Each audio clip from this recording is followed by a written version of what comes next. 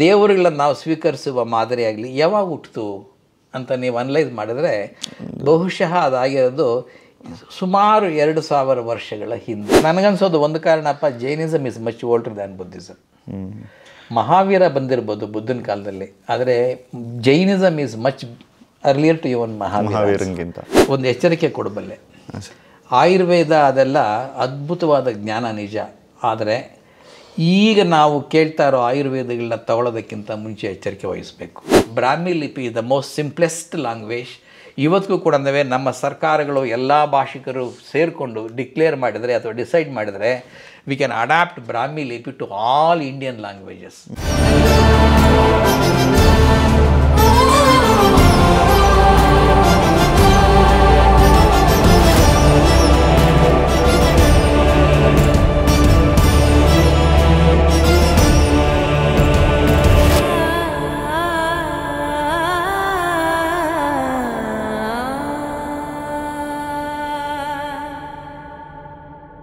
ನಾವಿವಾಗ ಈ ಹಿಂದೂಯಿಸಮ್ ಆಗ್ಬೋದು, ಕ್ರಿಶ್ಚಿಯಾನಿಟಿ ಆಗ್ಬೋದು, ಮುಸ್ಲಿಂ ಆಗ್ಬೋದು, ಮತ್ತು ನಮ್ಮ ತುಂಬ ಹಿಂದೆಯಿಂದ ಹೋದಾಗ ಬರುವಂಥ ಬುದ್ಧಿಸಮ್ಮು, ಜೈನಿಸಮ್ಗಳು ಬಂದರೆ ಈ ಏನು ಹೇಳ್ಬೋದು ಸರ್? ಫಸ್ಟ್ ಆಫ್ ಆಲ್ ನನ್ನ ದೃಷ್ಟಿ ಇಲ್ಲಪ್ಪ, ದಕ್ಷಿಣ ಭಾರತದವರಿಗೆ ಯಾವ ಇಸಮ್ಮು ಇರಲಿಲ್ಲ. ಹೌದು, ನಾವು ಜೈನರಿಲ್ಲ, ಹಿಂದೂಗಳಲ್ಲ, ಬುದ್ಧಿಸ್ಟ್ ಅಲ್ಲ, ನಮ್ಮದೇ ಏನೋ ಒಂದು ಧರ್ಮ ಇತ್ತು, ಪ್ರಕೃತಿಯ ಮಕ್ಕಳು ಅನ್ನೋ ಥರ. ಪ್ರಕೃತಿಯ ಮಕ್ಕಳು.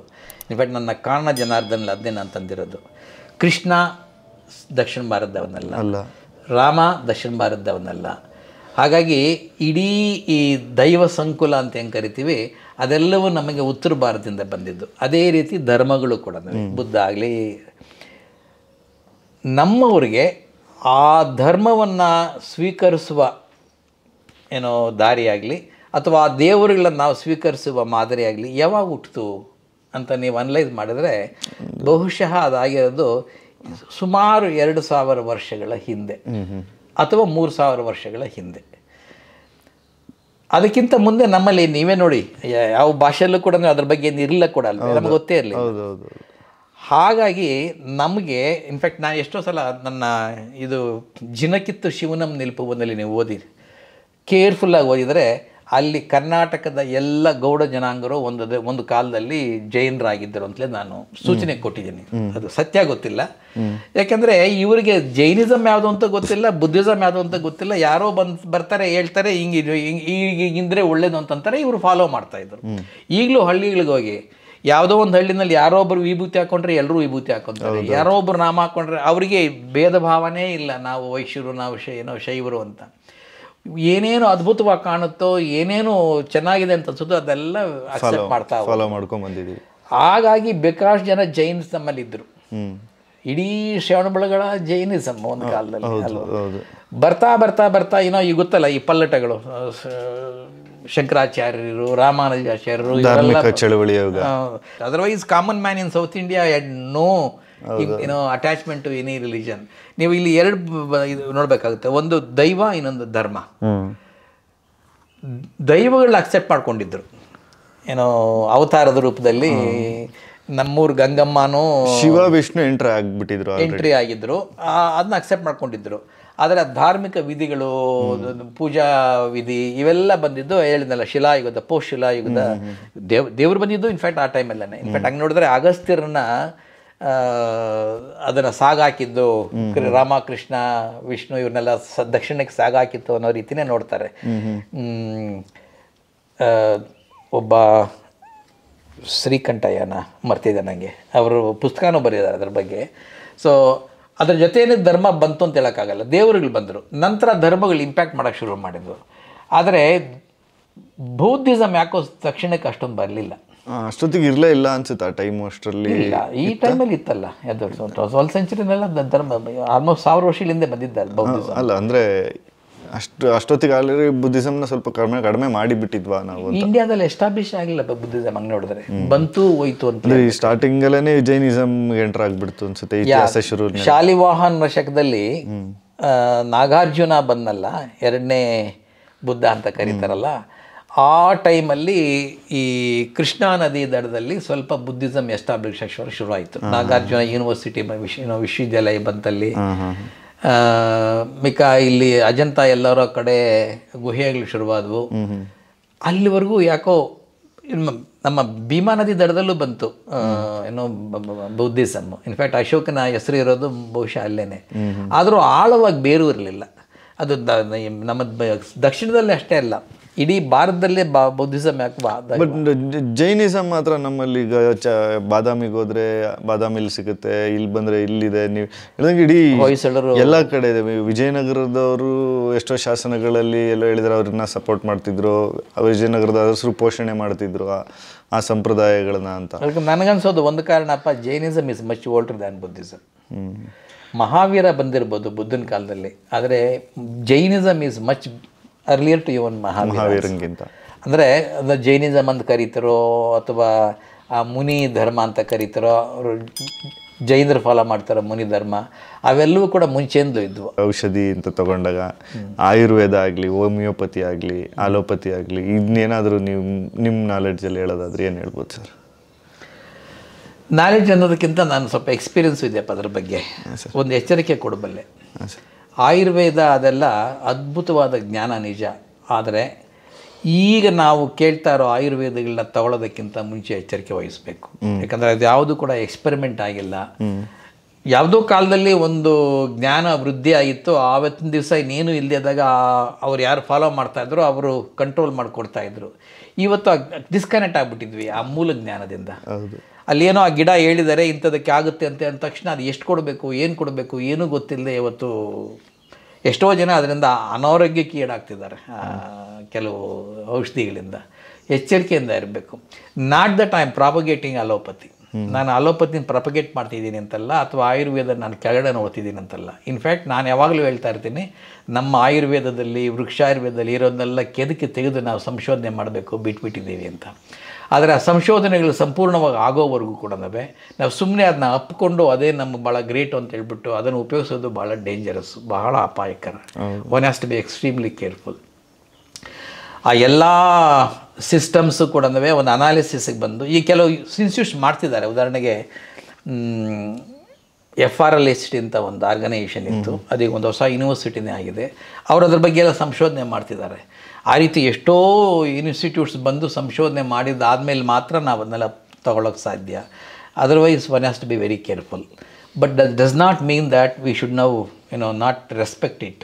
ಬೇಕಾದಷ್ಟು ಆಯುರ್ವೇದ ಆಗಲಿ ವೃಕ್ಷಾಯುರ್ವೇದದಲ್ಲಿ ಬೇಕಾದಷ್ಟು ಜ್ಞಾನ ಇದೆ, ಅದನ್ನು ನಾವು ಮರೆತು ಬಿಟ್ಟಿದ್ದೀವಿ. ಇದೇ ಇತ್ಲಿಗಡ ಅಂತಂದಂಗೆ ಅದನ್ನೆಲ್ಲ ಮರುಚಿಂತನೆ ಮಾಡಿ ಮರು ಸಂಶೋಧನೆ ಮಾಡಿ ಹೊರಗೆ ತೆಗಿಬೇಕಾಗಿದ್ದು ಇವತ್ತು ನಮ್ಮೆಲ್ಲರ ಕರ್ತವ್ಯ, ದೇಶದ ಕರ್ತವ್ಯ.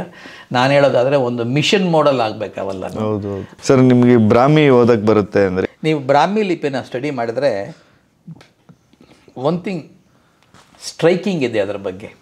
ಮೋಸ್ಟ್ ಸಿಂಪ್ಲೆಸ್ಟ್ ಸ್ಕ್ರಿಪ್ಟ್ ಅದು ಬ್ರಾಹ್ಮಿ ಲಿಪಿ. ಎಷ್ಟಿದೆ ಸರ್ ಅದರಲ್ಲಿ ಅಕ್ಷರಗಳು? ಮರ್ತೋಗಿದೆ, ನಮ್ಮ ಕನ್ನಡ ಇದ್ದಷ್ಟೇ ಇದೆ, ಬಟ್ ಕೆಲವು ಇಲ್ಲ. ಉದಾಹರಣೆಗೆ ಅಮ್ಮಹ ಅದರಲ್ಲಿ ಇದೆ ಅಂತ ಕಾಣುತ್ತೆ, ಈ ಇಲ್ಲ, ಬರೀ ಈ ಇದೆ, ಓ ಔ ಇಲ್ಲ, ಬರೀ ಓ ಏನೋ ಇದೆ. ಆ ಥರ ಕೆಲವು ಬಿಟ್ಟರೆ ಆಲ್ಮೋಸ್ಟ್ ಎಲ್ಲ ಅಕ್ಷರಗಳು ಅಲ್ಲಿದ್ದಾವೆ. ಆದರೆ ಅದರ ಸ್ಕ್ರಿಪ್ಟ್ ಸ್ಟೈಲ್ ಇದೆಯಲ್ಲ, most simplistic script that I ever found. In fact ನಾನು ಅದನ್ನು ಕಲಿಬೇಕು ಅಂದ್ಕೊಂಡು ಯಾಕಪ್ಪ ಕನ್ನಡ ಬಂತು, ಇದೇ ಯಾಕಾಗಲಿಲ್ಲ ಎಲ್ರಿಗೂ ಅಂತ.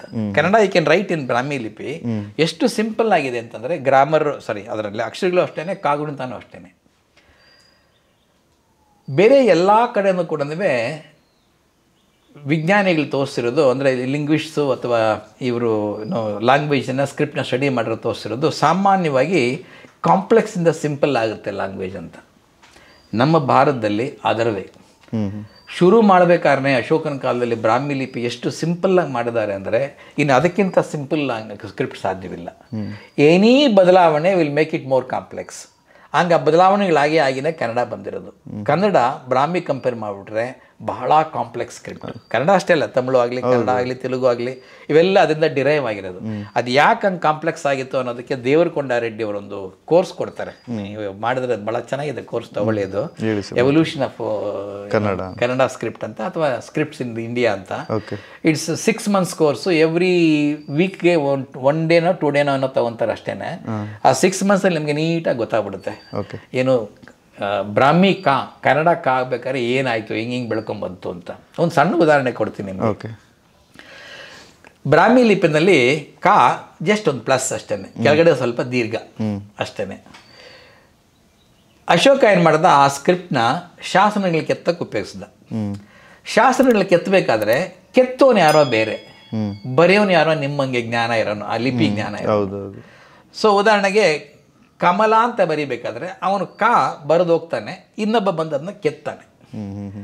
ಆ ಕಾ ನಿಂಗೆ ಬರೀತಾನಲ್ಲ, ಅವನೇ ಮಾಡ್ತಾನೆ ಬರೋದು ಹೊಟ್ಟೋಗಿರ್ತಾನೆ, ಬಟ್ ಅವನು ಬರೆಯೋದು ಏನರಲ್ಲಿ, ಬಣ್ಣದಲ್ಲಿ. ಆ ಬಣ್ಣ ಸ್ವಲ್ಪ ಕೆಳಗಡೆ ಸೋರುತ್ತೆ. ಸೊ ಕೆತ್ತೋನು ಏನು ಗೊತ್ತು, ಸೊ ಅವನೇ ಮಾಡ್ತಾನೆ ಆ ಗೆರೆನ ಉದ್ದ ಮಾಡ್ತಾನೆ.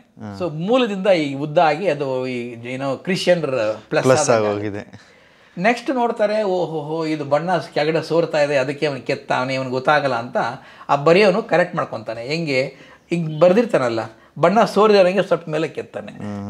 ಸೊ ಹಿಂಗೆ ಮೇಲಕ್ಕೆ ಹೋಗುತ್ತದು ಅಕ್ಷರ, ಆ ಥರ ಎವಾಲ್ವ್ ಆಯ್ತು. ಈಗ ಆಗಿ ಆಗಿ ಆಗಿ ಕೊನೆಗೆ ದುಂಡಾಯಿತು. ಕೆಲವು ಕಾರಣಗಳಿಂದ ಆ ಸಂಸ್ಕೃತದಿಂದ ಬೇರೆ ನಾನ್ ಸ್ಯಾನ್ಸ್ಕ್ರಿಟ್ ಲ್ಯಾಂಗ್ವೇಜ್ಗೆ ಬಂದಾಗ ಅದು ರೌಂಡ್ ಆಗಿ ಶುರು ಆಯಿತು. ಏನೋ ಅದನ್ನ ರೌಂಡ್ ಮಾಡೋಕ್ಕೆ ಶುರು ಮಾಡಿದ್ರೆ ಹಿಂಗೆ ಮೇಲ್ ಕೆತ್ತಾರಲ್ಲ, ಅದು ಹಿಂಗೆ ವಾಪಸ್ ತಿರುಗಿಸೋದು. ಹಿಂಗೆ ಆಗಿ ಆಗಿ ಕಾ ನಮ್ಮ ಕೆಳಗಿನ ಏನೋ ಕಾ ಮತ್ತು ಮೇಲಿನ ಗಂಟಾಯಿತು. ಹೀಗೆ ಪ್ರತಿ ಅಕ್ಷರನ ಕೂಡ ಹಲವಾರು ಕಾರಣಗಳಿಂದ ಹೇಗೆ ಬದಲಾವಣೆ ಆಗಿದೆ ಅಂತ. ಅದು ಬಿಟ್ಟರೆ ಬ್ರಾಹ್ಮಿ ಲಿಪಿ ದ ಮೋಸ್ಟ್ ಸಿಂಪ್ಲೆಸ್ಟ್ ಲ್ಯಾಂಗ್ವೇಜ್. ಇವತ್ತಿಗೂ ಕೂಡ ನಮ್ಮ ಸರ್ಕಾರಗಳು ಎಲ್ಲ ಭಾಷಿಕರು ಸೇರಿಕೊಂಡು ಡಿಕ್ಲೇರ್ ಮಾಡಿದರೆ ಅಥವಾ ಡಿಸೈಡ್ ಮಾಡಿದರೆ ವಿ ಕ್ಯಾನ್ ಅಡಾಪ್ಟ್ ಬ್ರಾಹ್ಮಿ ಲಿಪಿ ಟು ಆಲ್ ಇಂಡಿಯನ್ ಲ್ಯಾಂಗ್ವೇಜಸ್. ಬ್ಯಾರಿಯರು ಕಡಿಮೆ ಆಗಿಬಿಡುತ್ತೆ ಅವಾಗ. ಏನೋ ಕನ್ನಡ ಬರೋರು ಹಿಂದಿ ಬರಲ್ಲ ಅನ್ನೋಂಗಿಲ್ಲ, ತೆಲುಗು ಓದೋರು ಕನ್ನಡ ಓದೋಕ್ಕಾಗಲ್ಲ ಅನ್ನೋಂಗಿಲ್ಲ. ಇಡೀ ಭಾರತದಲ್ಲಿ ಎಲ್ಲ ಭಾಷೆಗಳನ್ನು ಎಲ್ಲರೂ ಓದ್ಬೋದು ಅನ್ನೋ ಥರ ಮಾಡ್ಬೋದು. ಯಾರಾದರೂ ಈ ಡಿಸಿಷನ್ ತೊಗೊಂಡ್ರೆ ನನಗಂತೂ ಭಾಳ ಖುಷಿ. ಎಲ್ಲ ಭಾಷೆಗಳಿಗೂ ಲಿಪಿ ಬ್ರಾಹ್ಮಿ ಆಗಲಿ ಅಂತ. ಆದರೆ ಅನ್ಫಾರ್ಚುನೇಟ್ಲಿ ಇವತ್ತು ಹಂಗೆ ಹೇಳಿದ್ರೆ ಇವನು ಏನೋ ರೈಟ್ ವಿಂಗರ್ ಹಾಕೊಂಡ್ಬಿಡ್ತಾರೆ. ಅಲ್ಲ, ಆ್ಯಕ್ಚುಲಾಗಿ ನೀವು ಹೇಳ್ತಿರೋದು ತುಂಬ ಒಳ್ಳೆ ಪಾಯಿಂಟ್ ಅದು.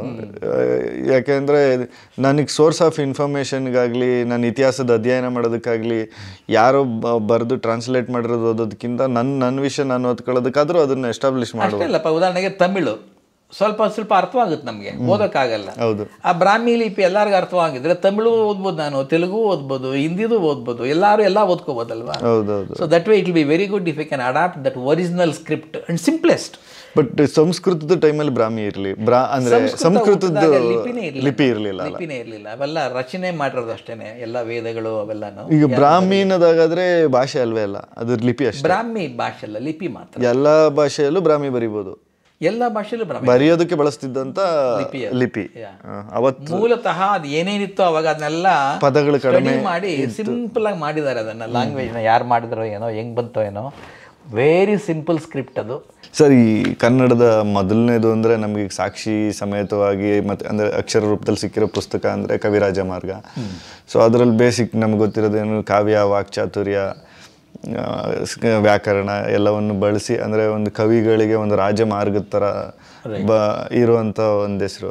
ನಾನು ಕವಿರಾಜ ಮಾರ್ಗದ ಒಳಗಡೆ ಏನಿದೆ ಅನ್ನೋದಕ್ಕಿಂತ ಕವಿರಾಜ ಮಾರ್ಗದ ಪರಿಣಾಮ ಏನು ಅಂತ ನಾನು ಹೇಳಿದ್ವಲ್ಲಪ್ಪ. ಇದಕ್ಕೆ ಕಾರಣ ಮತ್ತೆ ಕಾನಿಶೆಟ್ಟಿ ಅನ್ನೋರು ಒಂದು ವಿಷಯ ಹೇಳಿದ್ದೆ ನಾನು. ಆ ಕಾನಿಶೆಟ್ಟಿ ಅವರು ಬರೆದಿದ್ದಾರೆ ಅದ್ರ ಬಗ್ಗೆ. ಓಕೆ. ಕನ್ನಡದ ಲಿಟ್ರೇಚರು ಸಂಸ್ಕೃತದಿಂದ ಬಿಡುಗಡೆ ಹೊಂದಿದ್ದೆ ಕವಿರಾಜ ಮಾರ್ಗದಿಂದ ಅಂತ ಹೇಳ್ತಾರೆ. That is the greatest achievement of Kavirajamarga. Super. In fact ನೀವು ನಾರ್ತಲ್ಲೆಲ್ಲ ನೋಡಿದ್ರೆ ಇವತ್ತಿಗೂ ಕೂಡ ಎಲ್ಲ ಭಾರತೀಯ ಭಾಷೆಗಳು ಆ ಸಂಸ್ಕೃತಕ್ಕೆ ಒಂಥರ ಏನೋ ಅಟ್ಯಾಚ್ ಆಗಿದ್ದಾವೆ. ಅದರಿಂದ ಬಿಡುಗಡೆ ಹೊಂದಿ ನಮ್ಮ ಭಾಷೆಯಲ್ಲೂ ಕೂಡ ಸಂಸ್ಕೃತದಷ್ಟೇ ಅದ್ಭುತವಾದ ಸಾಹಿತ್ಯವನ್ನು ರಚಿಸಬಹುದು. ಆ ಸಾಹಿತ್ಯಕ್ಕೆ ಈ ರೂಲ್ಗಳೆಲ್ಲ ಈ ಕಂಡೀಷನ್ಸ್ ಎಲ್ಲ ಇದ್ರೆ ಒಳ್ಳೆಯದು ಅಂತ ಮಾಡಿದ್ದು ಕವಿರಾಜ ಮಾರ್ಗ. ಅದಾದ್ಮೇಲೆ ನೋಡಿ ಹಿಂಗೆ ಫ್ಲರಿಶ್ ಆಗಿದೆ ಅಂತ ಹೇಳ್ಬಿಟ್ಟು. ತೆಲುಗುದಲ್ಲಿಲ್ಲ, ಮರಾಠಿನಲ್ಲಿಲ್ಲ, ಮಲಯಾಳಂನಲ್ಲಿಲ್ಲ ಅಷ್ಟೊಂದು ಅದ್ಭುತವಾದ ಸಾಹಿತ್ಯ ಆ ಕವಿರಾಜ ಮಾರ್ಗ ಆದ್ಮೇಲೆ. ಇನ್ ಅದರ್ ವರ್ಡ್ಸ್, ನಮ್ಮ ಕೈಲಿ ಆಗಲ್ಲ, ನಮ್ಮ ಭಾಷೆನಲ್ಲಿ ಸಂಸ್ಕೃತದಂಥ ಉನ್ನತವಾದ ಸಾಹಿತ್ಯ ಸಾಧ್ಯವಿಲ್ಲ ಅನ್ನೋ ಭ್ರಮೆಯಿಂದ ಬಿಡುಗಡೆ ಮಾಡಿಸಿ ಎಲ್ಲರೂ ಕನ್ನಡದವರೆಲ್ಲರೂ ಕೂಡ ಅಷ್ಟೇ ಅದ್ಭುತವಾದ ಸಾಹಿತ್ಯ ಬರೀಬೋದು ಅಂತ ತೋರಿಸ್ಕೊಟ್ರಲ್ಲ, ಅದು ನಿಜವಾದ ಕವಿರಾಜ ಮಾರ್ಗದ ಸಾಧನೆ. ಒಳಗಡೆ ಏನಿದೆ ಅಂತ ವಿವರಣೆ ಕೊಡೋಕೆ ಹೋದರೆ ಭಾಳ ದೂರ ಆಗುತ್ತೆ. ನಾನು ಸಂಪೂರ್ಣವಾಗಿ ಅಧ್ಯಯನನೂ ಮಾಡಿಲ್ಲ, ಏನೋ ಗೊತ್ತಷ್ಟೇ ಒಂದಷ್ಟು, ಬೇಡ ಆ ವಿಷಯಗಳು ಬೇಡ. ಬಟ್ ಅದರ ಇಂಪ್ಯಾಕ್ಟ್ ಇದೆಯಲ್ಲ, that is something that we should appreciate. ಇವತ್ತು ನಾನು ನೀವು ಇಲ್ಲಿ ಕೂತ್ಕೊಂಡು ಮಾತಾಡ್ತಿರ್ಬೇಕಾದ್ರೆ, ನಾನು ನೀವು ನಮ್ಮ ಕನ್ನಡ ಸಾಹಿತ್ಯದ ಬಗ್ಗೆ ಮಾತಾಡ್ತಿರ್ಬೇಕಾದ್ರೆ ಕನ್ನಡ ಸಾಹಿತ್ಯ ಬೆಳ್ಕೊಂಬಂದಿರೋದು. ಆ ಕನ್ನಡ ಸಾಹಿತ್ಯ ಬೆಳ್ಕೊಂಬರ್ಬೇಕಾದ್ರೆ ಕಾರಣ ಕವಿರಾಜ ಮಾರ್ಗ. ಆ ದೃಷ್ಟಿಲಿ ನಾವು ನೋಡಬೇಕಾಗುತ್ತೆ. ಅಷ್ಟೇ ಅಲ್ಲ, ಆ ಕಾರಣದಿಂದ ಕನ್ನಡದಲ್ಲಿ ಬಂದಷ್ಟು ಸಾಹಿತ್ಯ ಒಂದು ಕಾಲಘಟ್ಟದಲ್ಲಿ ಬೇರೆ ಎಲ್ಲೂ ಬಂದಿಲ್ಲ. ಹೌದು, we should be thankful to Kavirajamarga for that reason. ಚಿಂತಾಮಣಿಯಲ್ಲಿ ಕನ್ನಡ ರಾಜ್ಯೋತ್ಸವ ಮಾಡ್ತಾ ಇದ್ರು. ಹೇಗೆ ಎಲ್ಲ ಕಡೆ ತೆಲುಗುದಲ್ಲಿ ಬೋರ್ಡ್ ಬರೀತಾ ಇದ್ರು, ಈ ನಾಡು ಕನ್ನಡ ರಾಜ್ಯೋತ್ಸವಮು ಅಂತ. ಅದಕ್ಕೆ ಕರಿತಾ ಇದ್ದು ಕೂಡ ತೆಲುಗು ಫಿಲ್ಮ್ ಆಕ್ಟರ್ಗಳು. ದುರದೃಷ್ಟ ಅಂತಂದರೆ ಭಾಳ ಚಿಕ್ಕ ವಯಸ್ಸಲ್ಲಿ ದೊಡ್ಡ ವಿಜ್ಞಾನಿಗಳನ್ನ ಪುಸ್ತಕ ಓದಿದಾಗ ಒಂದು ಡಿಸ್ಕನೆಕ್ಟ್ ಸಿಗುತ್ತೆ ನಮಗೆ. ಏನು ಐನ್ಸ್ಟೀನ್ ಹಿಂಗಿದ್ದಂತೆ ಅಂತೆಲ್ಲ ಬರೀತಾರಲ್ಲ, ಅದು ಎಷ್ಟು ವೈಭವೀಕರಿಸ್ಬಿಟ್ಟಿರ್ತಾರಲ್ಲಿ ಅಂತಂದರೆ ನಾವು ಅದು ಆಗೋಕ್ಕಾಗಲ್ಲ ಬಿಡು. ನನಗೆ ಗೊತ್ತಿರೋರಲ್ಲಿ ಅಟ್ಲೀಸ್ಟ್ ಇನ್ ಇಂಡಿಯಾ ಮನೆಯಲ್ಲೇ ಕೂತ್ಕೊಂಡು ರಿಸರ್ಚ್ ಮಾಡಿ PhD ತೊಗೊಂಡಿರೋದು ಏಕೈಕ ವ್ಯಕ್ತಿ BGL ಸ್ವಾಮಿ. ಏನೋ ಇವನಿಗೆ ಪ್ರೈಮರಿ ಸ್ಕೂಲ್ ಮಾಡಿಸೋದು ವೇಸ್ಟು ಸುಮ್ಮನೆ ಅಂತ ಮಿಡ್ಲ್ ಸ್ಕೂಲ್ಗೆ ಹಾಕ್ಸ್ಬಿಟ್ರು. ಅದೊಂದು ದೊಡ್ಡ ತಪ್ಪು ಅಂತ ಕಾಣುತ್ತೆ. ನನಗೊಂಥರ ಇದ್ದಕ್ಕಿದ್ದಂಗೆ ಎಲ್ಲ ಮಂಕ ಆಗ್ಬಿಡ್ತು. ಏನೂ ಕಲಿಯೋಕ್ಕಾಗ್ತಿರ್ಲಿಲ್ಲ, ಏನೂ ಅರ್ಥವಾಗ್ತಿರ್ಲಿಲ್ಲ.